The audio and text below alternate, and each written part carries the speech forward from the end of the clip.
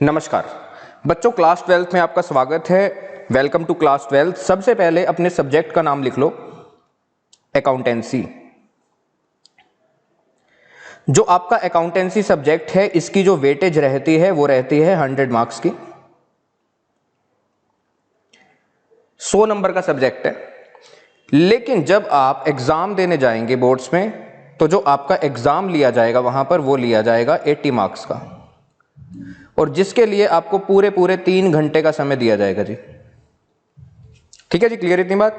Sir बाकी के 20 number बेटा बता रहा हूं, जो बाकी के 20 नंबर हैं 20 मार्क्स, वो आपके प्रैक्टिकल के होंगे। अब ये 20 नंबर देखो आपको किस तरीके से मिलेंगे। इसमें से अगर मैं 12 नंबर की बात करूं, 12 मार्क्स की बात करूं, तो स्कूल में बेटा आपका एक रिटन टेस्ट लिया जाएगा, उसके बेस पर आपको ये 12 नंबर मिलेंगे। अगले 4 नंबर की बात करूं तो बेटा आपको स्कूल में एक फाइल बनाने के लिए बोला जाएगा, और उसके बेस पर आपको अगले 4 नंबर मिलेंगे, जिसको बोलते हैं प्रोजेक्ट वर्क। अच्छा जी, अगले 4 नंबर की बात भी करते हैं तो 20 नंबर हो जाएंगे टोटल। बेटा जब आपके एग्जाम आने वाले होंगे, उससे पहले जनवरी में लगभग आपके स्कूल में बाहर से एक एग्जामिनर आएगा और आपसे ओरल में एक टेस्ट लेगा, कुछ क्वेश्चन पूछेगा आपसे। फिर आपने क्वेश्चन के सही जवाब दिए तो बाकी के आपके 4 नंबर भी पक्का, इसको बोलते हैं वाइवा। तो टोटल मिला के आप ये मान के चलिए, ये 20 नंबर तो आपके सुनिश्चित हैं, जो आपको मिलने ही मिलने हैं।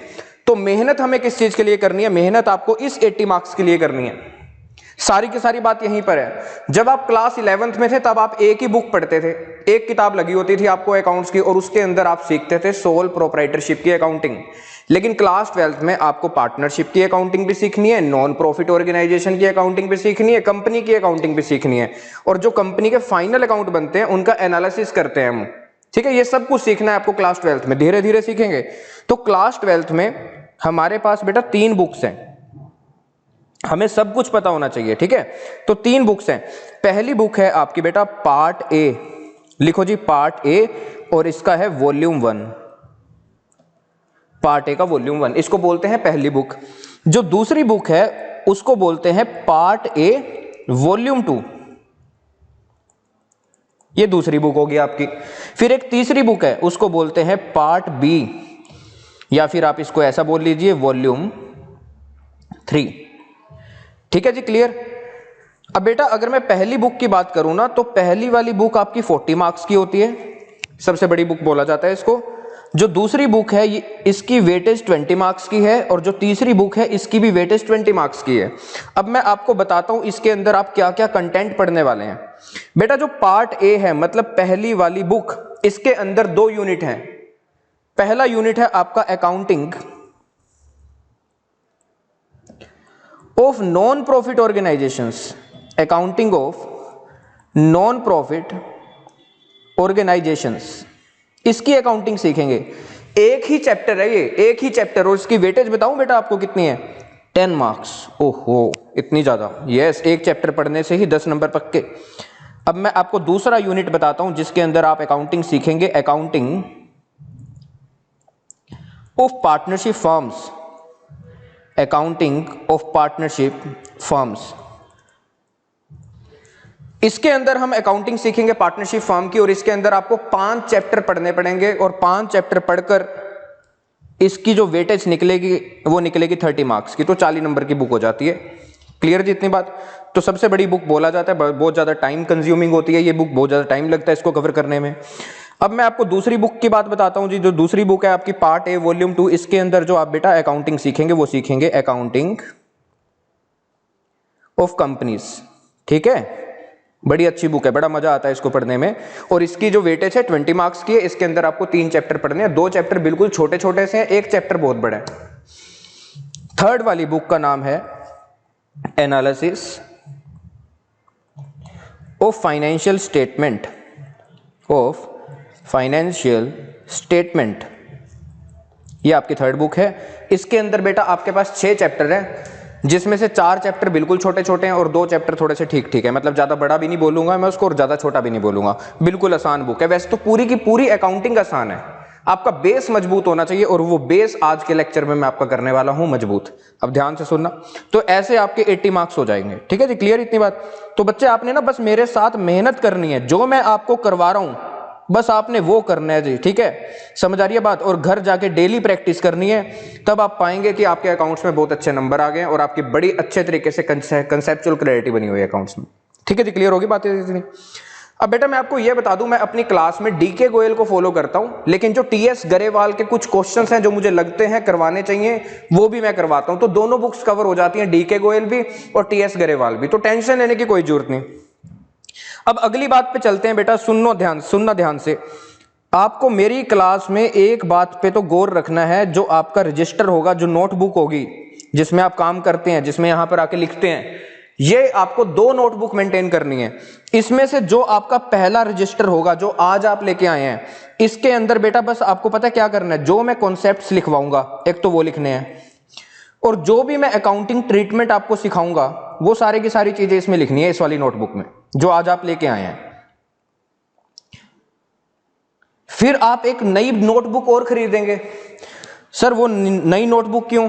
बेटा इस वाली जो पहली वाली नोटबुक है जो आप आज लेके आए हैं, इसके अंदर बस आपको कॉन्सेप्ट लिखने हैं और अकाउंटिंग ट्रीटमेंट लिखना है, जो मैं लिखवाऊंगा आपको, नोट्स बनवाऊंगा। ठीक है, इसके अंदर आप कोई भी क्वेश्चन सोल्व नहीं करेंगे बुक का। जो हमने क्वेश्चन सोल्व करने हैं, जो हमने प्रैक्टिस करनी है क्वेश्चंस की, उसके लिए आपको एक अलग से नोटबुक बनानी पड़ेगी। ठीक है, वो हमारा प्रैक्टिस रजिस्टर बन जाएगा। ठीक है, उसके अंदर हम प्रैक्टिस करेंगे क्वेश्चंस की, और जो भी मैं आपको होमवर्क दूंगा वो भी आपने उसी नोटबुक के अंदर करना है। ठीक है, क्लियर बात इतनी? हाँ जी सर। तो इन चीजों को फॉलो करना है। अगर आप मेरी एक एक चीज को फॉलो करेंगे तभी आपको अच्छे नंबर मिलेंगे। समझ आ रही है बात? ठीक है सर, आगे बताओ। अब बेटा मैं क्वेश्चन पेपर की बात भी कर लेता हूं। हमें पता तो हो कि हमारा क्वेश्चन पेपर लगभग कैसा आएगा, तभी तो हम तैयारी शुरू करेंगे। यस सर, बिल्कुल। हमारा जो बेटा क्वेश्चन पेपर आएगा बोर्ड्स में, मैंने आपको कितने नंबर का बताया? 80 मार्क्स का। जो आपका क्वेश्चन पेपर आएगा ना, इसके बेटा 2 पार्ट होते हैं, याद रखना। एक होता है पार्ट ए और एक होता है पार्ट बी। पार्ट ए का मतलब पहली 2 बुक, पार्ट ए का मतलब पहली 2 बुक, 40 नंबर वाली बुक जिसके अंदर आप पढ़ते हैं accounting of non profit organisation, accounting of partnership firms and accounting of company. इनसे रिलेटेड जितने भी आपसे क्वेश्चन पूछे जाएंगे वो आपको मिलेंगे पार्ट ए में। और जो आपकी 3rd वाली बुक है, 3rd वाली ये दिख रही है ना, part B volume 3 analysis of financial statement, इससे रिलेटेड जितने भी आपसे क्वेश्चन पूछे जाएंगे पेपर में, वो क्वेश्चन आपको मिलेंगे पार्ट बी के अंदर। तो आपका पेपर 2 टुकड़ों में होगा, पार्ट ए और पार्ट बी। तो पार्ट ए बताओ बेटा कितने नंबर का? सर 60 नंबर का, क्योंकि पहली बुक 40 की, दूसरी वाली बुक 20 की, और पार्ट बी कितने का? वो भी 20 नंबर का। क्लियर बात? अब मैं आपको बताता हूं जी आपको क्वेश्चन किस किस तरीके से मिलेंगे। तो देखो बेटा 1 से लेके 13 तक, मतलब पहले 13 क्वेश्चन 1 to 13 एक एक नंबर वाले क्वेश्चन होंगे। फिर जो 14th नंबर क्वेश्चन होगा वो बेटा 3 नंबर वाला होगा। और बड़े मजे की बात तो एक चीज है कि इसमें आपको चॉइस मिलेगी। मतलब जो 14 नंबर वाला क्वेश्चन आएगा वहां पर आपको 2 क्वेश्चन दिए जाएंगे, उसमें से कोई एक करना होगा, चॉइस है। फिर बात करते हैं 15 to 18, 15 से लेके 18 तक के जो क्वेश्चन होंगे वो 4 नंबर वाले होंगे, 4 नंबर वाले। ठीक है, मजे की बात तो ये भी है, ये 4 क्वेश्चन आएंगे 4 नंबर वाले, लेकिन इसमें से कोई भी एक क्वेश्चन ऐसा होगा जहां पर आपको चॉइस मिलेगी। मतलब जैसे मान लो 16 नंबर क्वेश्चन है, 16 नंबर क्वेश्चन में ना आपको 2 क्वेश्चन दिए होंगे, उनमें से कोई एक करना होगा, या 17 नंबर क्वेश्चन में कोई 2 क्वेश्चन दिए होंगे, उनमें से कोई एक करना है। तो चारों क्वेश्चन में चॉइस नहीं मिलेगी, इनमें से एक क्वेश्चन ऐसा होगा जिसमें आपको चॉइस मिलेगी। तो लिख लो यहां पर चॉइस इन 1 क्वेश्चन। कोई भी इनमें से एक क्वेश्चन आपको ऐसा मिल जाएगा जिसमें आपको चॉइस मिलेगी। फिर आते हैं जी 19 और 20, 19वां और 20वां क्वेश्चन 6 नंबर वाला होगा, लेकिन चॉइस नहीं है यहां पर आपके पास। और जो 21वां और 22वां क्वेश्चन आएगा आपके पास, बड़ी खुशखबरी की बात है आपके लिए, एक तो ये 8 नंबर वाले क्वेश्चन होंगे दोनों, 21वां भी और 22वां भी। और बड़ी मजे की बात, दोनों ही क्वेश्चन ऐसे होंगे जिसमें आपको चॉइस मिलेगी। मतलब 21वां जब आप क्वेश्चन करेंगे तो वहां पर आपको 2 क्वेश्चन मिलेंगे, कोई एक कर दो। फिर 22 नंबर जब आप क्वेश्चन करेंगे तो वहां पर भी 2 क्वेश्चन होंगे, उनमें से भी कोई एक कर दो। तो भाई साहब यहां पर भी चॉइस। मजा आ रहा है ना प्लस 2 में? देख रहे हो कितना आसान हो गया। तो बेटा 60 मार्क्स आपके यहां पर कवर हो जाते हैं पेपर के। अब मैं पार्ट बी की बात कर दूं, पार्ट बी आपका जो स्टार्ट होगा वो 23 नंबर क्वेश्चन से स्टार्ट होगा और 23 टू 29 नंबर तक क्वेश्चन जो होंगे आपको मिलेंगे वहां पर, वो एक एक नंबर वाले मिलेंगे। जो 30 नंबर क्वेश्चन मिलेगा आपको वो बेटा 3 नंबर वाला मिलेगा। फिर मजे की बात आ गई, यहां पर आपको फिर दोबारा से चॉइस मिलेगी, मतलब 2 क्वेश्चन दिए जाएंगे, कोई एक करना है। फिर क्वेश्चन नंबर 31, फिर मजे की बात 4 नंबर वाला क्वेश्चन होगा लेकिन चॉइस के साथ 2 क्वेश्चन दिए जाएंगे, कोई एक कर दो। क्वेश्चन नंबर 32, यहां पर कोई चॉइस नहीं, ये 6 नंबर वाला क्वेश्चन होगा, घबराने की जरूरत नहीं है, लेकिन ये कंफर्म्ड है कि ये कैश फ्लो स्टेटमेंट नाम का आपके पास एक चैप्टर आएगा, उसमें से आएगा ये क्वेश्चन, ये भी कंफर्म्ड है। तो जैसे जैसे बेटा मैं आपको चैप्टर्स करवाऊंगा, मैं आपको बताऊंगा कि किस चैप्टर में से कितने नंबर का क्वेश्चन बनता है, कितने नंबर की थ्योरी आएगी, 3 नंबर वाला क्वेश्चन आएगा, 4 वाला आएगा, 8 वाला आएगा, एवरीथिंग मैं बताऊंगा आपको, ठीक है जी। तो ये वाली बुक अब बेटा आपकी रहेगी 20 मार्क्स, क्लियर। तो टोटल पेपर देख लिया आपने कितने का बन गया, 80 मार्क्स का। इसके लिए हमको मेहनत करनी है पूरे साल, और हम ऐसी मेहनत करेंगे कि हमारे 79 ना आए, इसमें 80 आए बिल्कुल।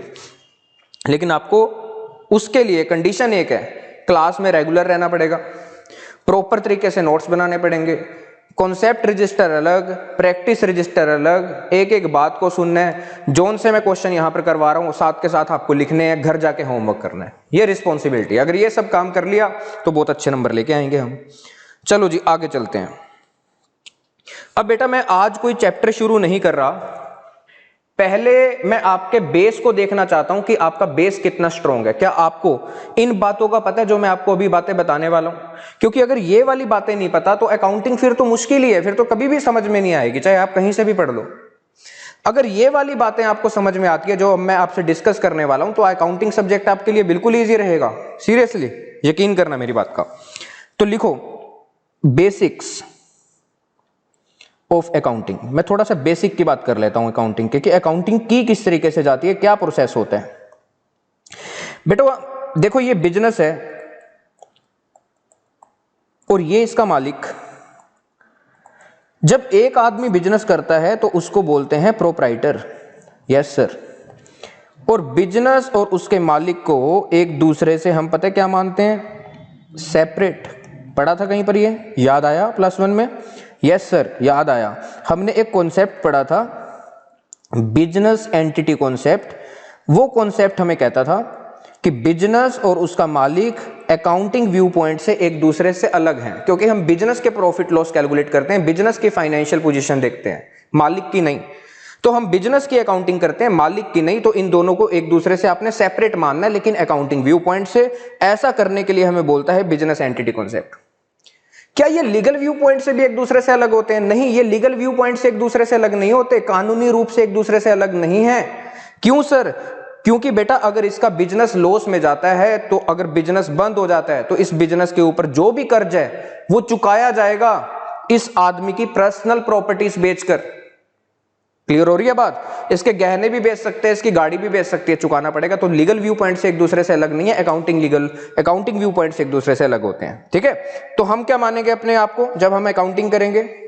हम ये मानेंगे हम बिजनेस के अकाउंटेंट है और बिजनेस के बारे में आपको सोचना है।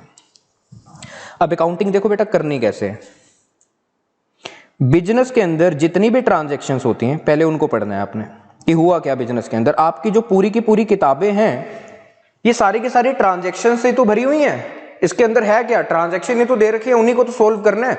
तो उस ट्रांजैक्शन को ध्यान से पढ़ो, फिर सोचो उस ट्रांजैक्शन का बिजनेस के ऊपर क्या इफेक्ट हुआ। ये होती है अकाउंटिंग, बस बिजनेस के ऊपर क्या इफेक्ट हुआ, ये इफेक्ट को सोचना और याद रखना। हर ट्रांजैक्शन के कम से कम 2 इफेक्ट तो होते ही होते हैं, 2 से ज्यादा भी हो सकते हैं। ये ढूंढना मैं आपको सिखाऊंगा अभी, और पूरा साल सिखाता रहूंगा, ठीक है जी। हर चीज का इफेक्ट बताऊंगा आपको, तो आप सीख जाओगे। फिर इन इफेक्ट्स को ढूंढकर इनके ऊपर कुछ अप्लाई किया जाता है रूल। सर रूल्स कौन से? Debit and credit.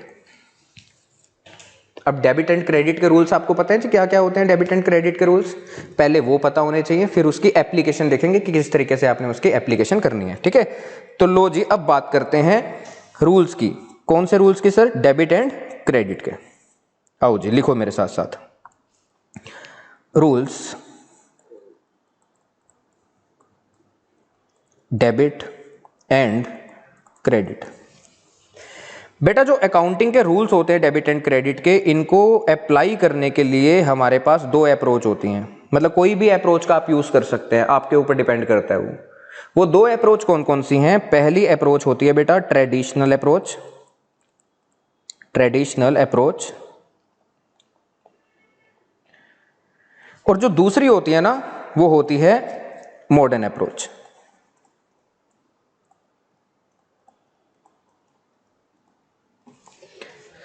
मैं आपको अभी ट्रेडिशनल अप्रोच के रूल्स लिखवा रहा हूं, फिर मॉडर्न अप्रोच के रूल्स लिखवाऊंगा, फिर दोनों की एप्लीकेशन समझाऊंगा, फिर आपको यह बताऊंगा कि आपको कौन सी अप्रोच यूज करनी है मेरी क्लास में और कौन सी अप्रोच ज्यादा सही है, बिल्कुल इजी लगती है जो। ठीक है, तो ध्यान से देखना, आपने दिमाग चलाना है अच्छे तरीके से, और इन रूल्स को जो मैं लिखवाने वाला हूं इनको याद कर लेना, इसका कोई भी दूसरा अल्टरनेट नहीं है।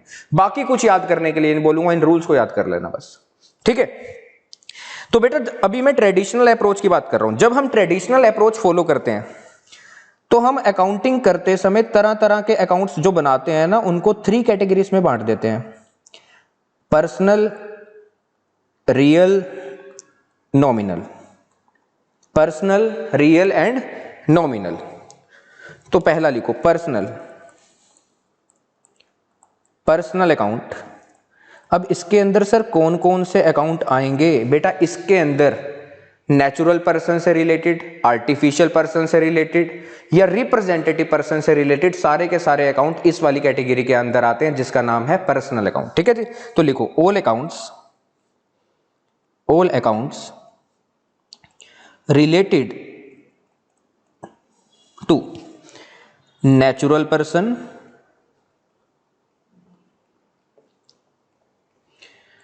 आर्टिफिशियल पर्सन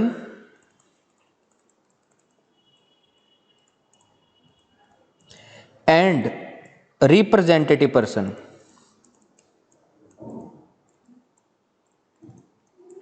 इनसे रिलेटेड कोई भी अकाउंट होगा तो वो किसके अंदर आएगा? पर्सनल अकाउंट के अंदर आएगा। ठीक है जी, क्लियर होगी बात इतनी? यस सर, कुछ एग्जाम्पल दे सकते हो हमें? यस जरूर देंगे एग्जाम्पल, लिखो आप भी एग्जाम्पल लिखो। नेचुरल पर्सन बताओ, Ram account, Mohan account, Sohan account, Ganesh account, Swati account, ये सारे के सारे नेचुरल पर्सन है। तो इनसे रिलेटेड अगर आप कोई भी अकाउंट की बात कर रहे हैं तो वो किसके अंदर आएगा? पर्सनल अकाउंट के अंदर आएगा। और वो कौन सा पर्सन है? Natural person. तो लिख लो जी, जैसे राम अकाउंट, पहला एग्जाम्पल राम अकाउंट। कौन सा अकाउंट है जी इसका? नेचुरल। आगे चलो जी सर, चलो जी आगे, कोई दिक्कत नहीं। बैंक अकाउंट, बैंक अकाउंट क्या ये नेचुरल पर्सन है कोई? नहीं, ये पता है कौन सा होता है? Artificial person. ब्रैकेट में लिख लो आर्टिफिशियल पर्सन। आगे चलते हैं, रिलायंस लिमिटेड, रिलायंस लिमिटेड का अकाउंट बना रहे हैं, रिलायंस लिमिटेड। रिलायंस लिमिटेड क्या नेचुरल पर्सन है? क्या वो चल फिर सकती है रिलायंस कंपनी? नहीं जी, वो आर्टिफिशियल पर्सन है। तो यहां पर लिखो ब्रैकेट में आर्टिफिशियल पर्सन। आगे चलो सर, अगला नाम बताओ बेटा। Capital account. कैपिटल अकाउंट का मतलब बताओ मुझे क्या होता है? कैपिटल का मतलब क्या होता है? मालिक की जो बिजनेस के अंदर इन्वेस्टमेंट होती है ना, उसको बोला जाता है कैपिटल। और जो भाई साहब मुनीम होते हैं ना, जो बिजनेस के अकाउंटेंट होते हैं, वो मालिक के पैसे का हिसाब किताब रखने के लिए एक कैपिटल अकाउंट मेंटेन करते हैं। तो कैपिटल अकाउंट रिप्रेजेंट किसको कर रहा है? मालिक को, उसके पैसे को।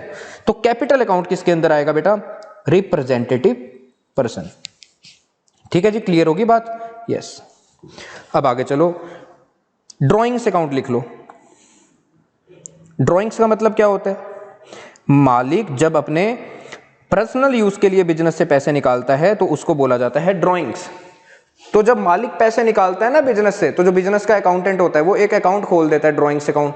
तो ड्रॉइंग्स अकाउंट रिप्रेजेंट कर रहा है मालिक ने जो बिजनेस से पैसा निकाला है। तो ये भी कौन सा अकाउंट हो गया बेटा? बताओ फटाफट। रिप्रेजेंटेटिव। आगे और भी एग्जांपल दोगे सर? यस देंगे, लिखो फिर। आउटस्टैंडिंग, आउटस्टैंडिंग सैलरी, ये किसके अंदर आएगा सर? बेटा आउटस्टैंडिंग सैलरी का मतलब तो बताओ। आउटस्टैंडिंग सैलरी का मतलब आपने एम्प्लॉय से काम करवा लिया, लेकिन जो उनकी तनख्वाह बनती है महीने की, जो उनकी सैलरी बनती है, वो अभी पेंडिंग है, आउटस्टैंडिंग है, ड्यू हो चुकी है लेकिन पे नहीं की। तो ये जो अकाउंट है आउटस्टैंडिंग सैलरी, ये हमें क्या बताना चाहता है कि कुछ इंप्लॉइज की सैलरी अभी भी पेंडिंग है, तो उनके जो पैसा है ना, इंप्लॉइज का पैसा, उसको रिप्रेजेंट कर रहा है, उनकी सैलरी को रिप्रेजेंट कर रहा है। आगे चलते हैं। एक्रूड इनकम लिख लो, कमीशन को छोड़ो, इनकम। एक्रूड इनकम का मतलब क्या होता है? आपने इनकम अर्न कर ली बट अभी तक रिसीव नहीं हुई, तो ये अकाउंट हमें कह रहा है कि किसी आदमी से हमारे पास पैसा आना है, लेकिन इनकम हम कमा चुके हैं, तो उस आदमी से पैसा आना है, तो उस आदमी को रिप्रेजेंट कर रहा है ये अकाउंट, एक्रूड इनकम। तो ये भी कौन सा अकाउंट हो गया बेटा? रिप्रेजेंटेटिव। एक लास्ट और लिख लेते हैं, चलो। इनकम रिसीव इन एडवांस लिखो जी, इनकम रिसीव्ड इन एडवांस, मतलब हमने इनकम कमाई नहीं, लेकिन हमारा कस्टमर हमें पहले से ही पैसे पकड़ा के चले गया। वैसे ये लाइबिलिटी होती है, तो इसका मतलब किसी आदमी से हमारे पास पहले ही एडवांस में पैसे आ रखे हैं, और ये पैसा हमें वापस भी करना पड़ सकता है अगर हमने उसको ना गुड्स दिए या फिर कोई सर्विस प्रोवाइड नहीं की। तो ये भी अकाउंट रिप्रेजेंट कर रहा है उस आदमी का जो पैसा मेरे पास पड़ा है। समझ आ रही है बात? तो ये भी कौन सा अकाउंट है? रिप्रेजेंटेटिव। इसके अलावा भी बड़े सारे अकाउंट आ सकते हैं बेटा। अब ना ये तो मैंने बता दिया, पर्सनल अकाउंट के अंदर क्या क्या आएगा? Natural person, artificial person, representative person. Example भी दे दिए। अब रूल्स लिख लो, क्या होता है जी रूल इसका? डेबिट द रिसीवर, जो रिसीव कर रहा है उसको डेबिट करो, एंड क्रेडिट द गिवर। ठीक है जी। तो पर्सनल अकाउंट के अंदर क्या आएगा, क्या रूल लगता है? Debit the receiver, credit the giver. आगे आ जाओ जी। दूसरा बताओ जी, दूसरी कैटेगरी कौन सी थी? Real account sir.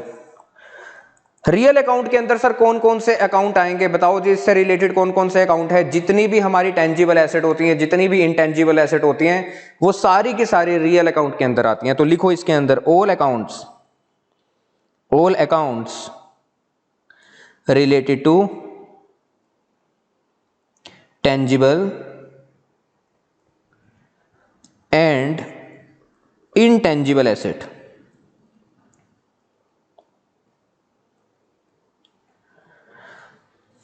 ठीक है जी, क्लियर? एग्जाम्पल भी दे दो सर इनके। बिल्कुल देंगे जी एग्जाम्पल भी, आप खुद ही सोचो। टेंजिबल एसेट के एग्जाम्पल दो बेटा। Cash account tangible asset real account के अंदर आएगा। लैंड अकाउंट टेंजिबल एसेट होती है, रियल अकाउंट के अंदर आएगा। मशीनरी अकाउंट हमारी टेंजिबल एसेट होती है, किसके अंदर आएगा? रियल अकाउंट का रूल इसके ऊपर लगेगा। गुडविल अकाउंट, गुडविल हमारी कौन सी एसेट होती है बताओ? गुडविल हमारी इनटेंजिबल एसेट होती है, तो रियल अकाउंट के अंदर आएगा और रियल अकाउंट का रूल इसके ऊपर लगेगा।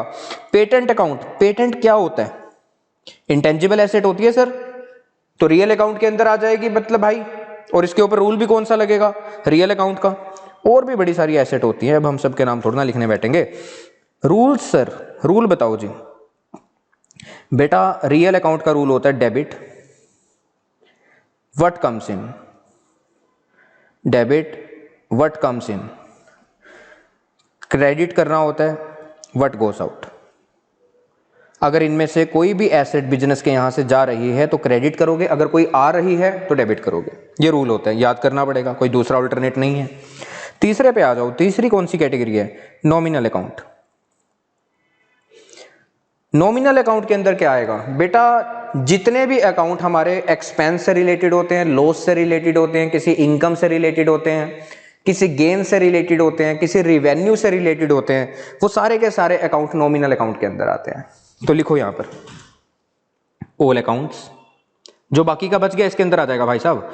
All accounts related to expenses, losses, income, gain and revenue, इनसे रिलेटेड कोई भी अकाउंट होगा तो वो नॉमिनल अकाउंट के अंदर आएगा और नॉमिनल अकाउंट का रूल लगेगा। सर थोड़े बहुत इनके एग्जाम्पल दे दो।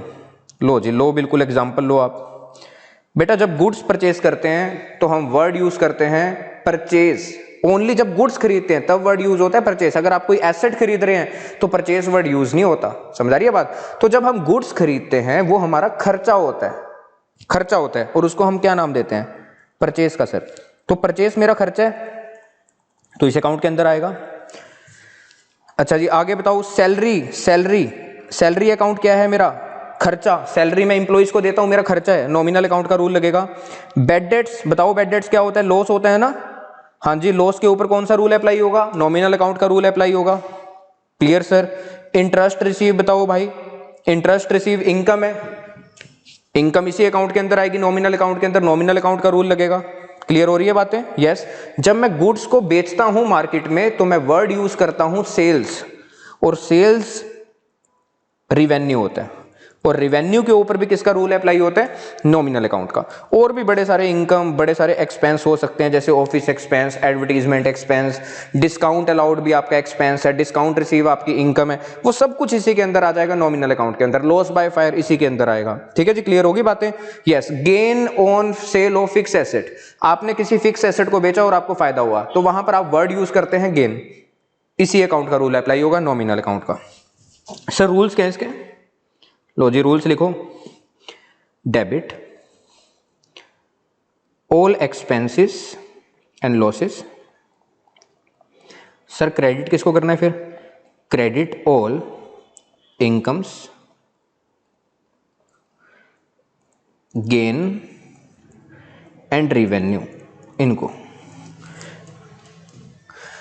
तो बताओ जी ट्रेडिशनल अप्रोच क्या कहती है? ट्रेडिशनल अप्रोच कहती है जितने भी अकाउंट्स अकाउंटिंग करते समय बनते हैं उनको 3 पार्ट्स में आप बांट दो, 3 कैटेगरीज में बांट दो। Number 1 personal account, number 2 real account, number 3 nominal account.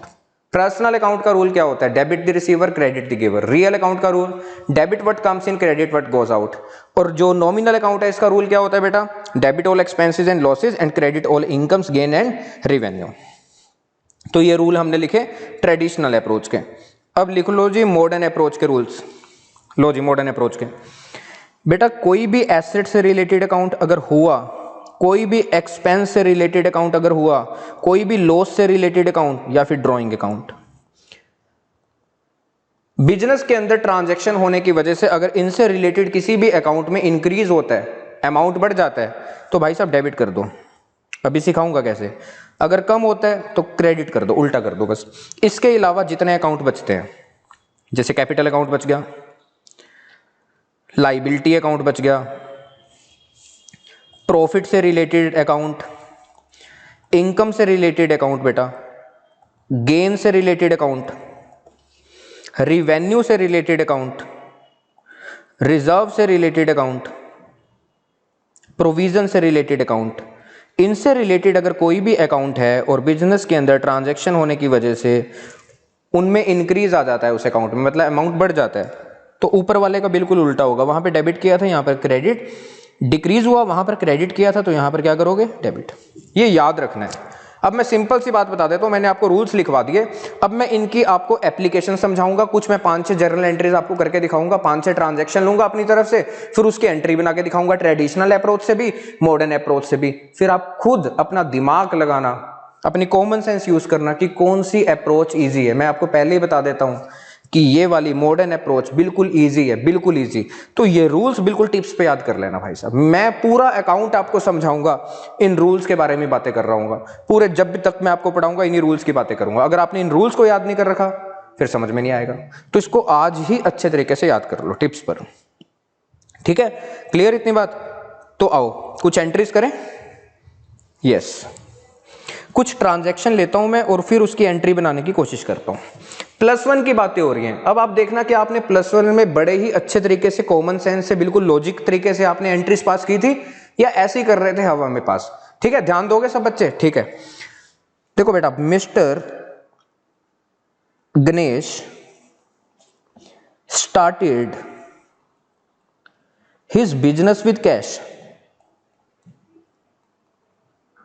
इसको बोलते हैं ट्रांजैक्शन। ₹1 लाख ऐसा मान लेते हैं, ये ट्रांजैक्शन हुई है बिजनेस के अंदर। जो मिस्टर गणेश हैं उन्होंने बिजनेस के अंदर अपनी कैपिटल इन्वेस्ट की है कैश में ₹1 लाख, इसको बोलते हैं ट्रांजैक्शन। अब पहला प्रोसेस क्या था? जब मैंने आपको बेसिक्स की स्टार्टिंग करवाई थी, मैंने सबसे पहले बोला था मालिक और बिजनेस को एक दूसरे से मानो सेपरेट। हम किसकी अकाउंटिंग करेंगे भाई साहब? हम करेंगे बिजनेस की अकाउंटिंग।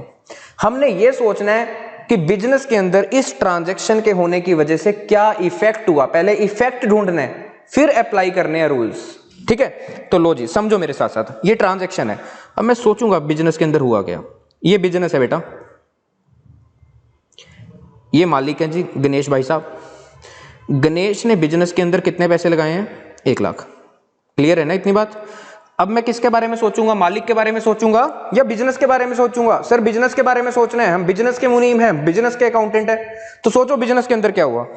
बिजनेस के अंदर बेटा एक तो कैश आया, बताओ जी कैश अकाउंट के अंदर इंक्रीज हुआ या नहीं हुआ? बताओ। हुआ है सर।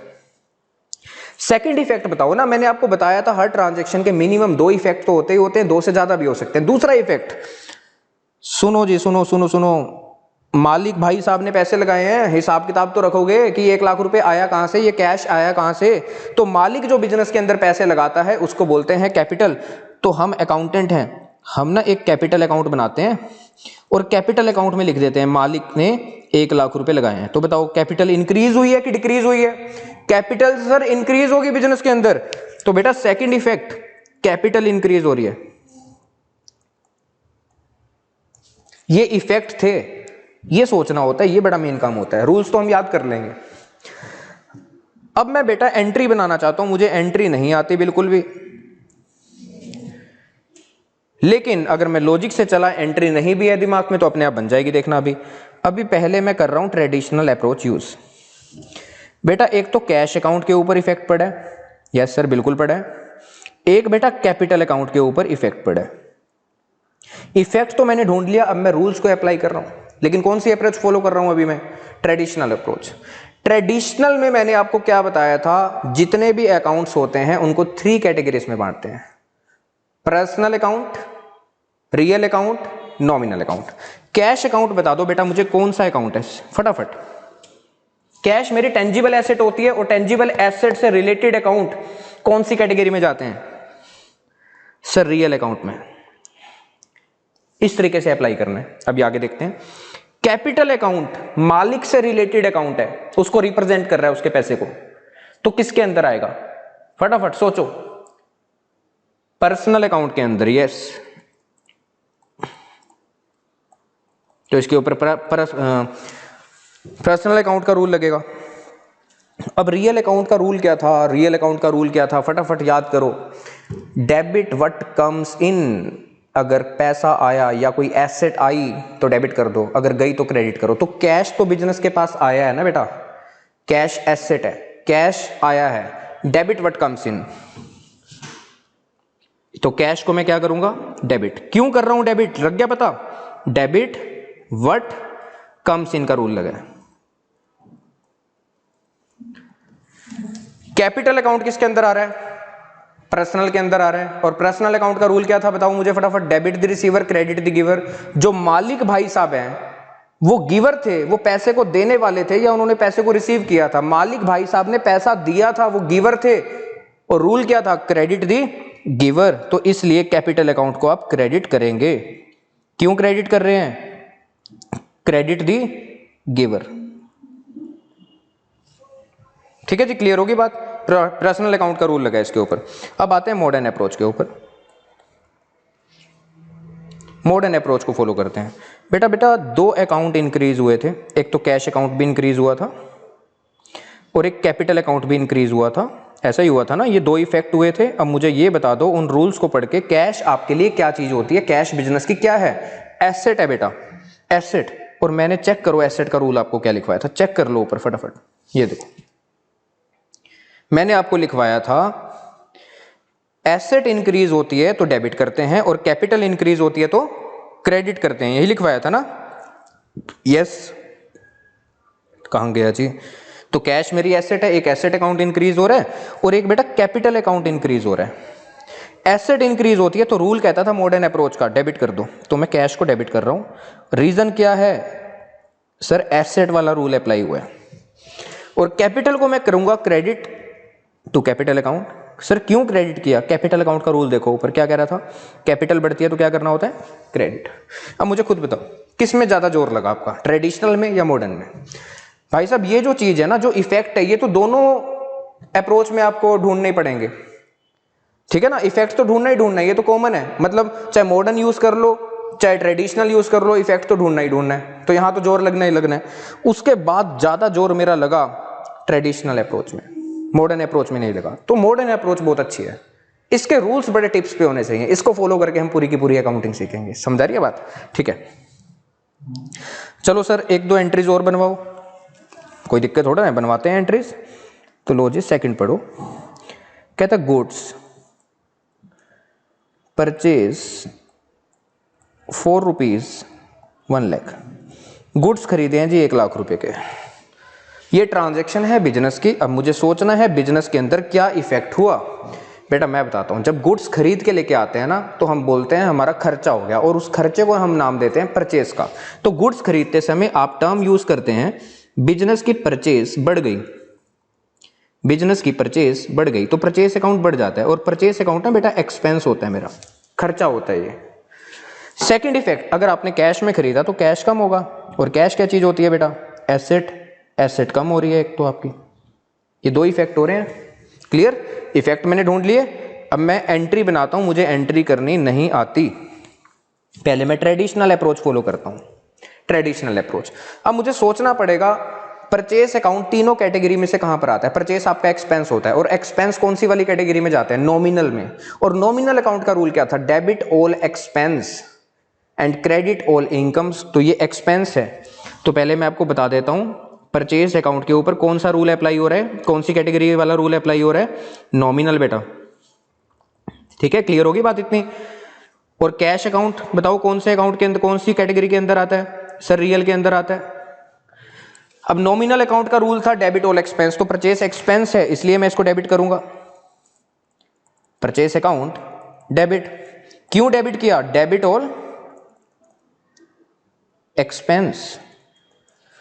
कैश का क्या करूं, इसको डेबिट करूं कि क्रेडिट करूं? कैश कौन से अकाउंट के अंदर आता है, कौन सी कैटेगरी के अंदर आता है? रियल के अंदर। और रियल का रूल क्या था? डेबिट वट कम्स इन, अगर आया तो डेबिट कर दो, क्रेडिट वट गोज आउट, अगर एसेट गई तो क्रेडिट कर दो। तो यहां पर कैश तो जा रहा है, तो कैश को क्या करेंगे? क्रेडिट। रूल बताओ क्या लगा यहां पर? Credit what goes out.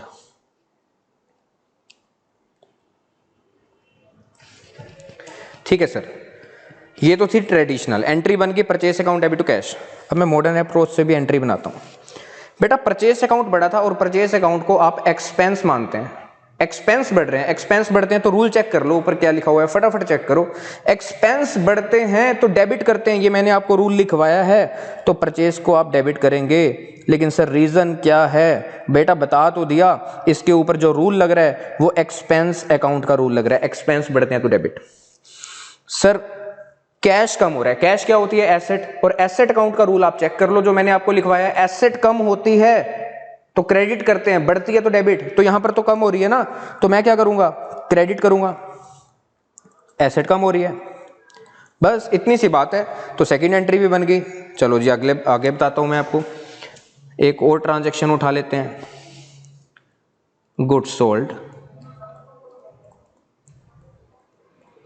4 rupees 50,000, 50,000 रुपए के गुड्स बेचे हैं, 50,000 रुपए के गुड्स बेचे हैं। फटाफट बताओ ये बिजनेस की ट्रांजैक्शन है कि नहीं? यस बिजनेस की ट्रांजैक्शन है, बिजनेस ने गुड्स बेचे हैं। अब बिजनेस के अंदर सोचो क्या इफेक्ट हुआ। सर बिजनेस ने गुड्स बेचे तो बिजनेस की सेल बढ़ी। जब हम गुड्स बेचते हैं तो टर्म यूज करते हैं सेल्स, तो बिजनेस की सेल्स बढ़ी हैं। Yes sir. और बेटा सेल्स पता क्या होता है? रिवेन्यू। सेल से जो पैसा आता है ना उसको रिवेन्यू बोलते हैं।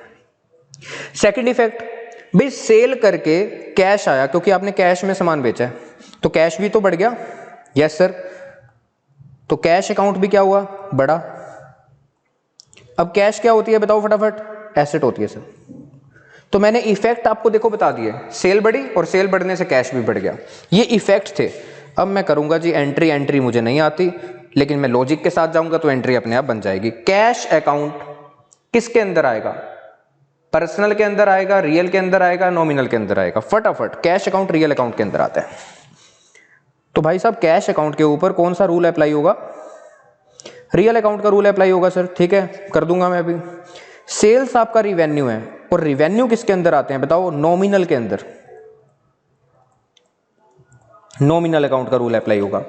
अब मुझे रियल अकाउंट के रूल फटाफट रिमेंबर करवा दो, याद करवा दो। उसके रूल होते थे डेबिट व्हाट कम्स इन, अगर आया तो डेबिट करो, क्रेडिट व्हाट गोस आउट, अगर गया तो क्रेडिट करो। तो यहां पर तो कैश बिजनेस को मिला है तो आया है, तो क्या करना चाहिए रूल के अकॉर्डिंग, फटाफट कैश अकाउंट को सर डेबिट कर देना चाहिए।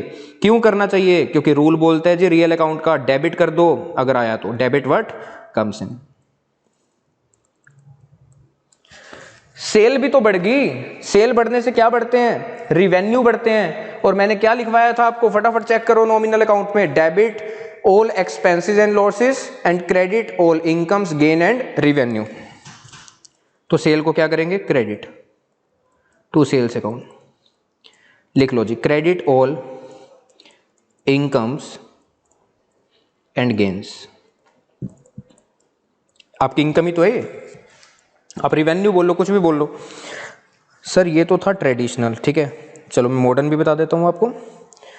एसेट अकाउंट देखो क्या हुआ है जी, बढ़ा है। एसेट अकाउंट का रूल बताओ क्या होता है? एसेट बढ़ती है तो डेबिट, कम होती है तो क्रेडिट। एसेट यहां पर बढ़ी है तो कैश को क्या करना चाहिए? डेबिट। सर लग रहा है बिल्कुल इजी? Yes sir. सेल बढ़ी है और सेल को क्या मानते हैं आप? रिवेन्यू। रिवेन्यू का मैंने रूल क्या लिखवाया था? रिवेन्यू बढ़ते हैं तो क्रेडिट, कम होते हैं तो डेबिट। यहां पर क्या हो रहे हैं? रिवेन्यू बढ़ रहे हैं।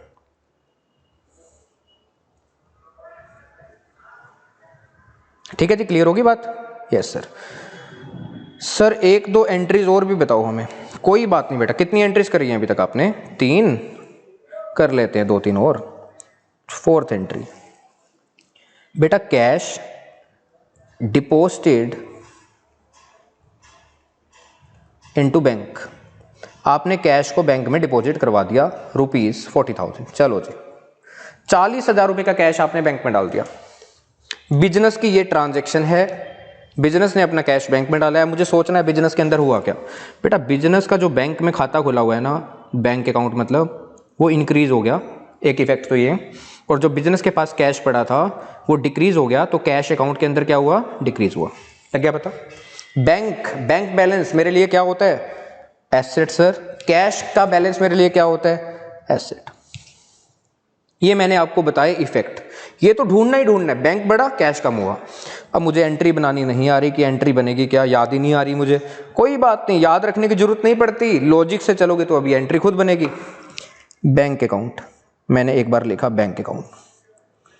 कैश अकाउंट मैंने लिखा एक बार, कैश अकाउंट। बैंक अकाउंट कौन सी कैटेगरी के अंदर आएगा अगर आप ट्रेडिशनल अप्रोच फॉलो कर रहे हैं? बताओ जी बच्चों, फटाफट सोच के। पर्सनल अकाउंट के अंदर आएगा, ठीक है जी, लिखवाया था आपको पर्सनल अकाउंट। कैश अकाउंट किसके अंदर आएगा? टेंजिबल एसेट है, रियल अकाउंट के अंदर। पर्सनल अकाउंट का मुझे रूल बताओ। Debit the receiver, credit the giver. Bank में पैसा रिसीव हुआ है, बैंक में पैसा रिसीव हुआ है और रूल क्या है? Debit the receiver. तो बैंक को क्या करोगे? Debit. Bank account debit, debit the receiver. Cash के ऊपर रियल अकाउंट का रूल लगेगा और रियल अकाउंट का रूल है डेबिट व्हाट कम्स इन, अगर आया तो डेबिट कर दो, क्रेडिट व्हाट गोज आउट, अगर गया तो क्रेडिट कर दो। तो कैश तो जा रहा है, क्या करना चाहिए रूल के according? Credit sir, credit what goes out. Clear? आगे बात समझ? इतना कुछ सोचना पड़ा, पहले ये सोचना पड़ा वो कौन सी कैटेगरी के अंदर आ रहा है, रियल के अंदर आ रहा है, नॉमिनल के अंदर आ रहा है या पर्सनल के अंदर आ रहा है, ये सब कुछ सोचना पड़ा। फिर उनके रूल याद रखने पड़े, क्या करना है जी क्या नहीं करना। अब मैं आपको सिंपल बताता हूँ, मॉडर्न अप्रोच। एक एसेट इंक्रीज हुई है, बैंक बैलेंस, एक एसेट डिक्रीज हुई है, कैश बैलेंस। एसेट इंक्रीज का रूल चेक करो, एसेट इंक्रीज का रूल था डेबिट कर दो, अगर एसेट कम होती है तो क्रेडिट कर दो। बताओ जी कौन सी एसेट इंक्रीज हुई है? Bank sir. क्यों डेबिट कर रहे हो सर इसको? बेटा एसेट अकाउंट का रूल चेक कर लो ना आप। एक एसेट कम हुई है, एसेट कम होती है तो रूल कहता है क्रेडिट कर दो, और उस एसेट का नाम क्या है? Cash account. ठीक है जी, क्लियर? लो जी, फिफ्थ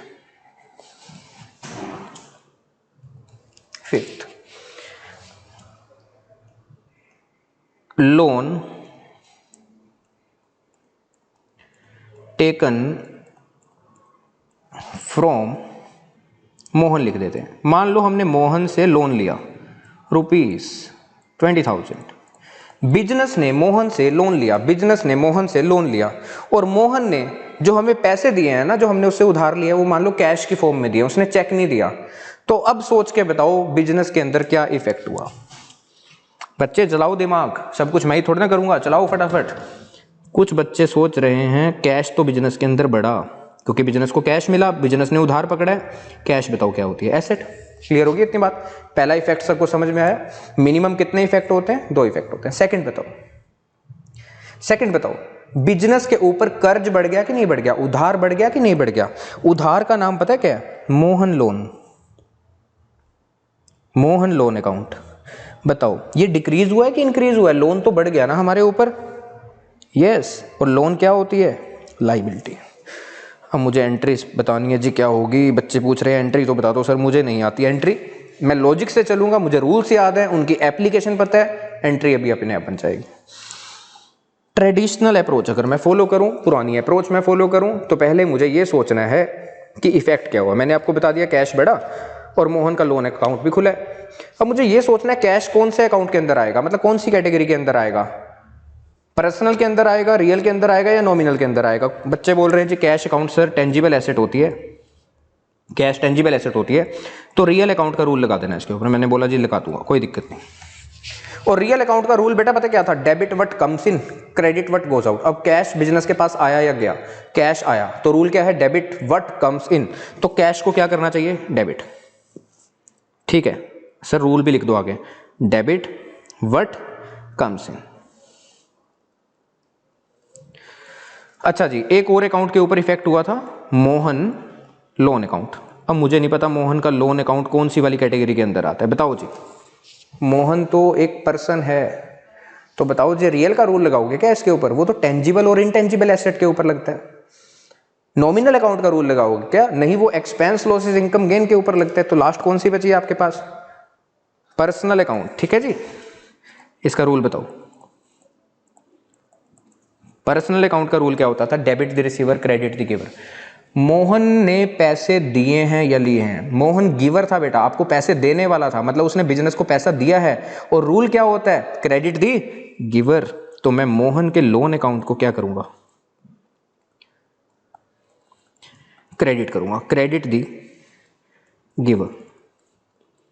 मजा आया कि नहीं आया, आया ना। लगाया था क्या +1 में इतना दिमाग, सर रट्टे मार रखे थे यादों ने। तो मॉडर्न अप्रोच, मॉडर्न अप्रोच में तो सोचना ही नहीं पड़ता भाई साहब, यहीं कुछ लिखा हुआ है, इफेक्ट ढूंढते सारी पता लग जाता है एंट्री क्या बननी है। एक एसेट अकाउंट इंक्रीज हुआ, एसेट अकाउंट का रूल चेक कर लो बच्चों, क्या होता है, एसेट बढ़ती है तो क्या करते हो, डेबिट, तो कैश को क्या करोगे, डेबिट। एक लाइबिलिटी भी बढ़ रही है, और लाइबिलिटी का रूल लो जी, मैं चेक करवा देता हूँ, बच्चे भूल गए, बच्चे भूल गए, कहाँ गया जी रूल। लाइबिलिटी का रूल देखो बेटा, ये चेक करो क्या लिखा हुआ है लाइबिलिटी का रूल। लाइबिलिटी अगर बढ़ती है तो क्या करते हैं, क्रेडिट। तो बेटा कर दो ना, लाइबिलिटी भी तो बढ़ रही है, तो क्रेडिट करो वहां पर। कहाँ गया जी, कहाँ गया, बड़ी दूर तक हम पहुंच गए। टू मोहन लोन अकाउंट, मैं रूल लिख देता हूं बेटा, ठीक है, याददाश्त आपकी कमजोर होती है। चल जा भाई, चल जा भाई, हैंग हो गया ये, ठीक है जी, हैंग हो गया था, sorry. To Mohan loan account, cash को डेबिट क्यों किया बेटा, एसेट इंक्रीज हो रही थी, और मोहन के लोन अकाउंट को क्रेडिट क्यों किया, लाइबिलिटी बढ़ रही है। ठीक है जी, क्लियर इतनी बातें। तो मैंने आपको कितनी एंट्रीज सिखाई हैं अभी, 5 एंट्रीज नहीं सिखाई, गलत बोल गया मैं भी, मैंने आपको लॉजिक सिखाया है।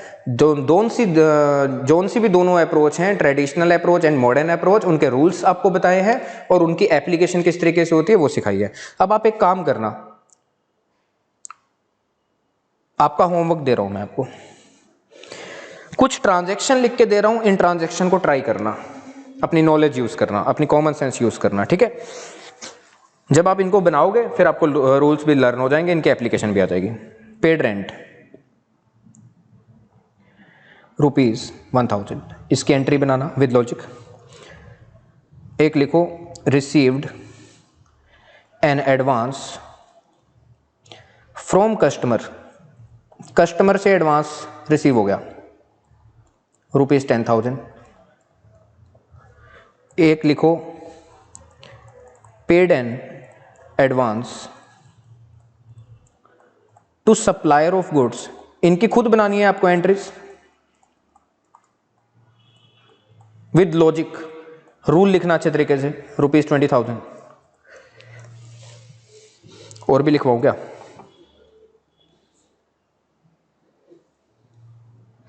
Withdrew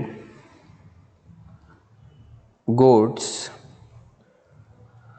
for personal use,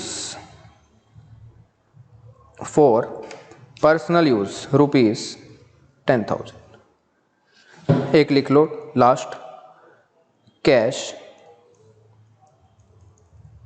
withdrew from bank ₹30,000।